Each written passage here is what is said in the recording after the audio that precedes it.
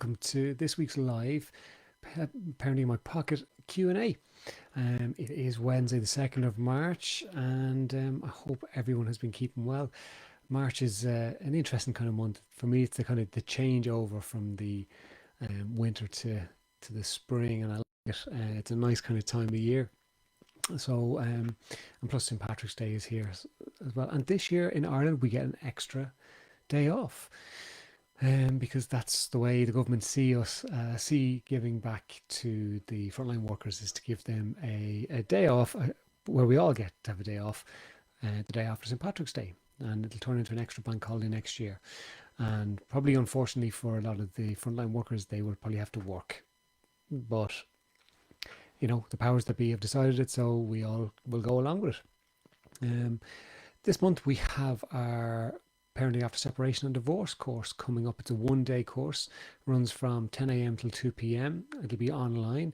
We've had a lot of people signing up recently, so that is taking place on the 12th.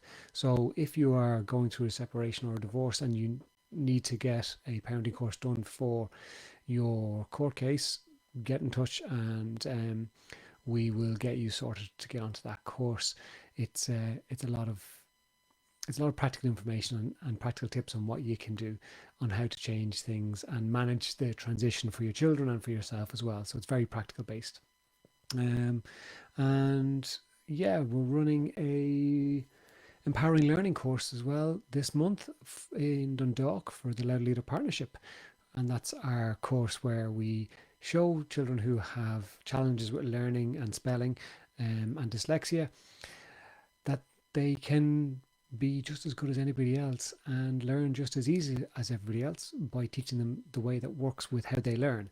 So children who have dyslexia are generally visual learners, so they will see pictures way clearer than the rest of us, but school teaches auditory, and that just doesn't work necessarily as well for kids who are visual learners. So the empowering learning course teaches the kids to learn a really simple technique, and I think I've already mentioned it before, it's my favorite program in the world to run, and that is completely free for people. So I think the Dundalk course is full at the moment, but if you get in touch with the Loud Leader Partnership, Jennifer Lally is the person in there.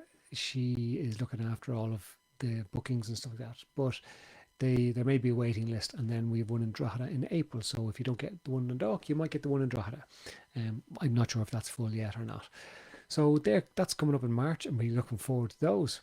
Hi Kathy, it's good to see you. Thank you for tuning in. And hi Maria, good to see you too. It was a great win for Liverpool on Sunday. Yes, absolutely. It was fantastic.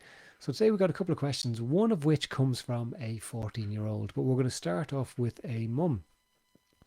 And she asks, my 10 and 11-year-old sons have been asking me about what is happening in Ukraine and whether we here in Ireland should be worried. My 10-year-old is especially worried as a friend told him about a video he had seen of someone their age having to leave their home as it was getting bombed. I'm not sure what to say.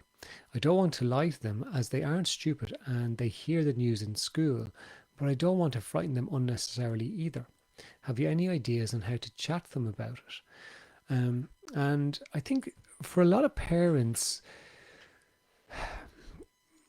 this can present a very challenging conversation, and it's probably something that maybe you haven't had to deal with in the past, where you've had to have conversations about war that is relatively close.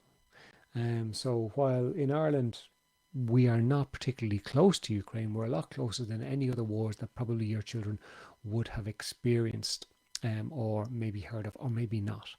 So it's understandable that they would ask a question because it is so close. So I think what I do is I sit down with them, but you're right, they're not stupid. They're at an age where the schoolyard and the playground, they talk. Even the road outside talks. And we have to be realistic around the information they're going to hear or what they're going to hear.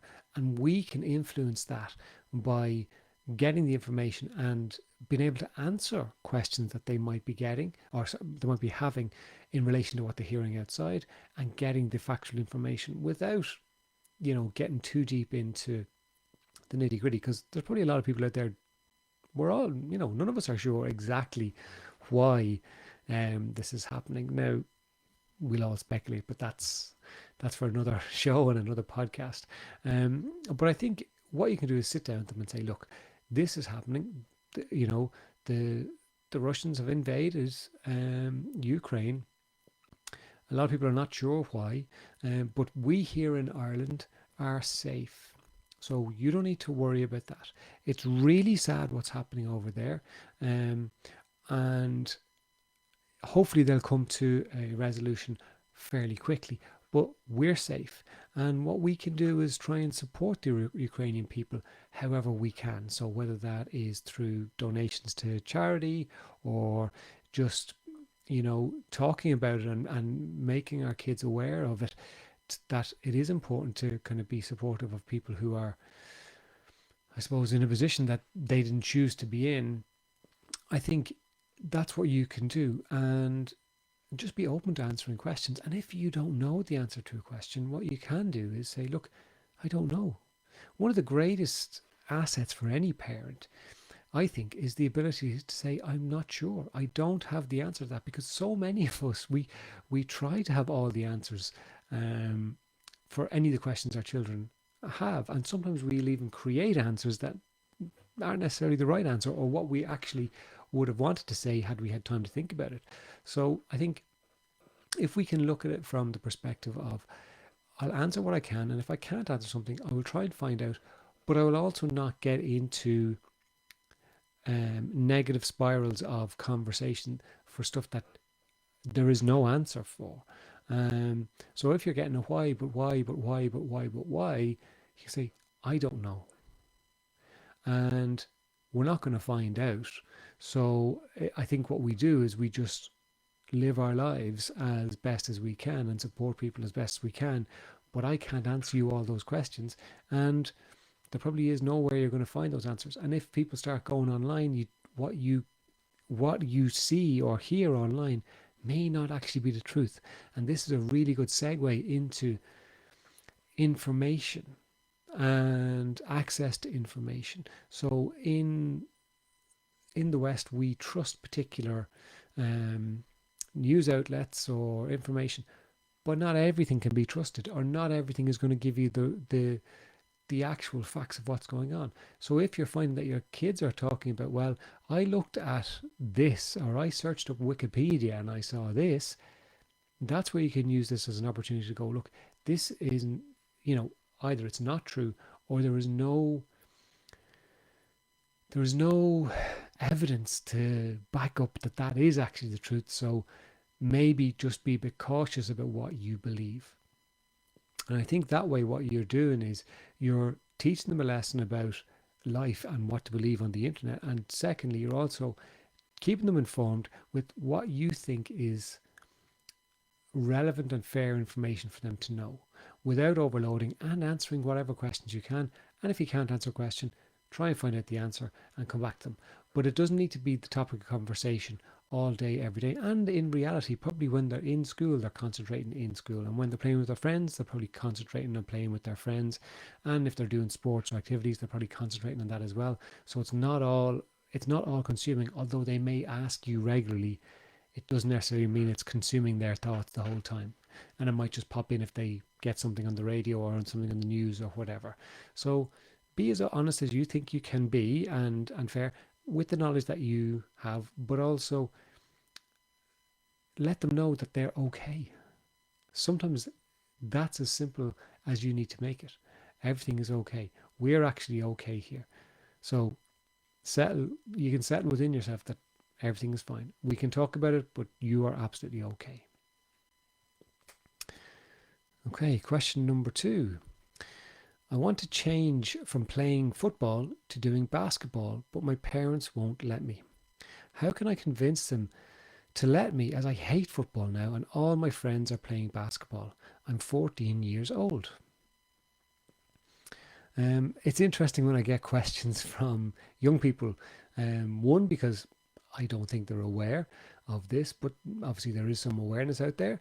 And two, they it's it's quite mature to think about how can I talk to my parents about something instead of just flying off the handle and going crazy.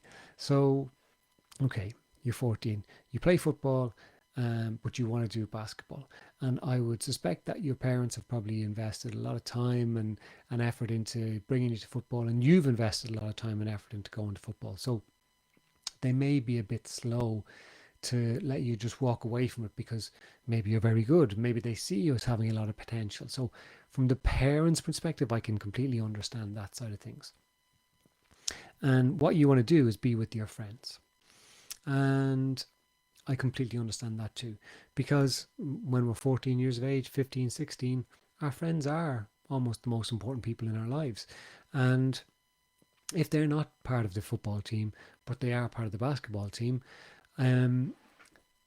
that can be very appealing to go and be with them and do the activities that they're doing as well. So I take it you've asked them, and I take it they've said no. So I'd be curious to know what it is. What were their reasons for saying no?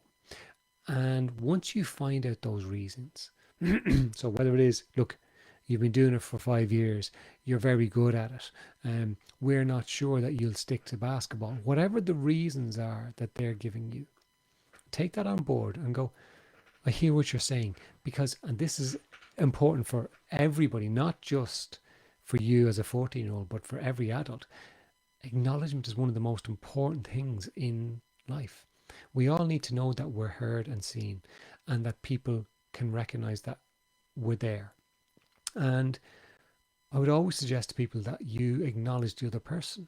So by saying that, I'll say, I hear what you're saying about football. I have been doing it a long time and I'm very good. I hear it. And I hear that you're worried that I'll just go into basketball and if my friends drop out, I'll drop out too. But I'm really interested in it. So I hear that, but I'm really, really interested in giving it a try.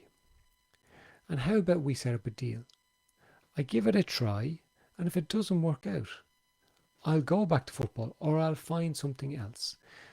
This is not about me just wanting to give up football and step away from everything. It's about me wanting to try something new and spend time with my friends, which for the most part, a lot of people haven't been able to do for the last couple of years either.